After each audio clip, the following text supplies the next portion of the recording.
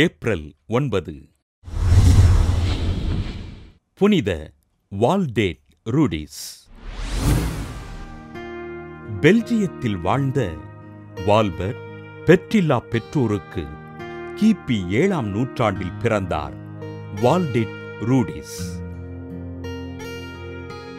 மரியன்னையிடமும் ஆண்டவர் இயேசுவிடமும் பக்தியோடு இருந்த இவருக்கு இவரது பெற்றோர் வின்சென்ட் மெடல்கார் என்பவரை திருமணம் செய்து வைக்க இல்லற வாழ்வில் நுழைந்தார் வால்டேட் ரூடிஸ்.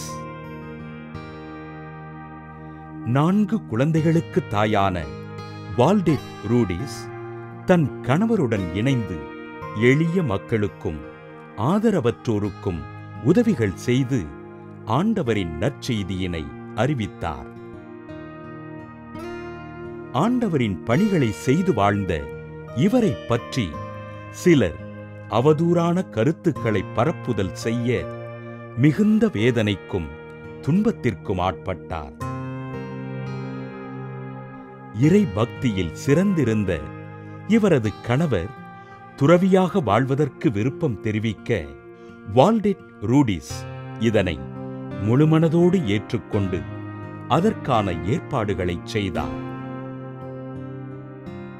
தனது வல்லமை மிகுந்த ஜெபத்தினால் பலரின் வேண்டுதல்களை இறைவனிடமிருந்து பெற்றுத் தந்த வால்டேட் ரூடிஸ் தன் உடைமைகள் அனைத்தையும் ஏழைகளுக்கு பகிர்ந்தளித்துவிட்டு துறவறம் பூண்டார்.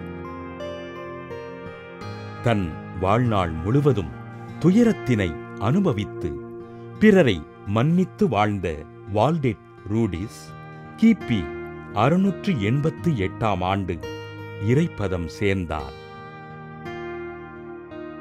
வால்டேட் ரூடிஸ் கல்லறையில் வேண்டி நின்ற மக்களுக்கு புதுமைகள் நிகழ திரு அவை இவரை புனிதராக உயர்த்தி போற்றியது.